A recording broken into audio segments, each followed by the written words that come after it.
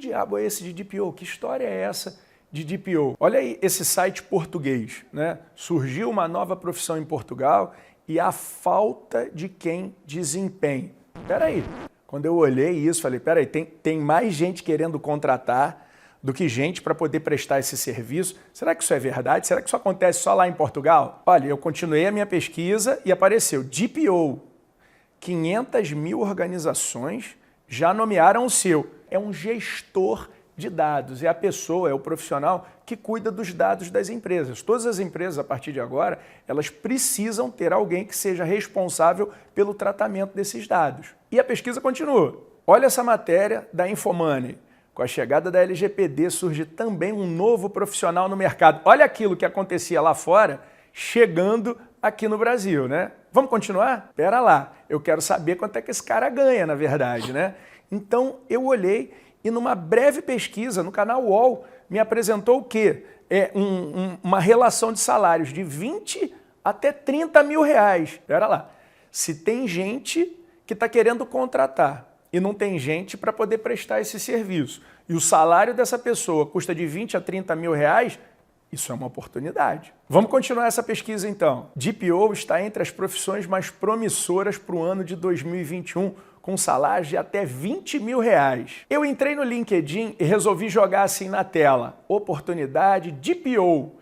Em uma pesquisa apareceram 72 resultados, 72 oportunidades de emprego para quem quiser trabalhar com isso. Depois eu fiz uma pesquisa aleatória, joguei no Google assim, DPO, oportunidade, vagas, e olha o que apareceu para mim, a quantidade de empregos. Inegavelmente surgiu uma profissão que não existe. Eu não sei se você sabe, mas nos próximos 5 anos, mais de 70% das profissões que você conhece, elas vão deixar de existir e vão surgir novas profissões.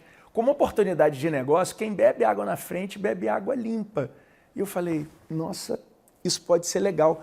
Mas quando eu comecei a estudar cada vez mais, eu vi que a potencialidade era muito maior do que eu mesmo podia imaginar. Sabe por quê? Porque se você quisesse trabalhar especificamente como DPO, você poderia. Agora, se você quisesse ser advogado e continuar trabalhando dentro da tua advocacia e ser DPO de determinadas empresas, isso também seria possível. Agora, se tu quisesse largar tudo e ser só DPO, também rolava.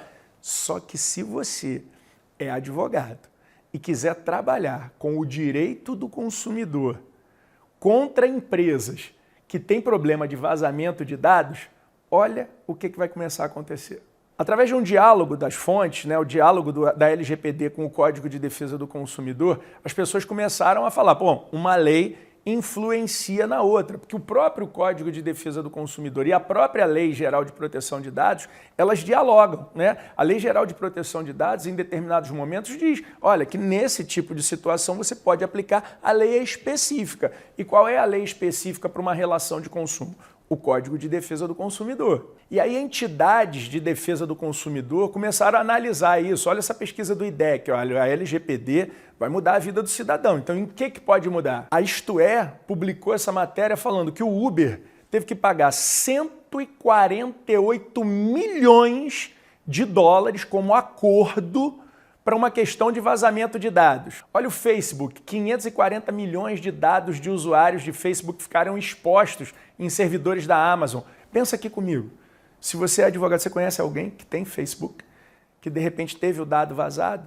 Será que se alguém disponibilizou dados pessoais para outras pessoas, será que não existe uma responsabilidade pelo cuidado dos dados pessoais? E será que isso não viola os direitos da personalidade? Isso não poderia produzir danos de ordem moral? E não é só isso. No melhor estilo Polishop de ser, senhas do LinkedIn, do Netflix, estão entre os maiores vazamentos da história. Será que você conhece alguém que tem Netflix? Será que você conhece alguém que tem o próprio LinkedIn?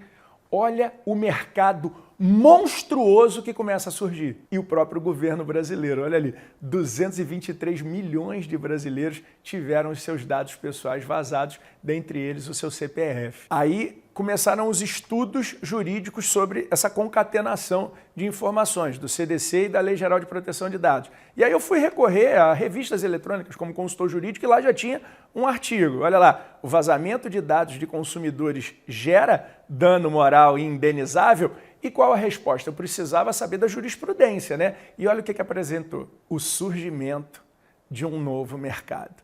Então, senhoras e senhores, senhor advogado, senhora advogada, se você está me assistindo agora, se vocês querem um conselho, estudem a Lei Geral de Proteção de Dados e o Código de Proteção e Defesa do Consumidor. Essas duas normas, quando unidas, vão representar um ganho financeiro sem precedentes na história.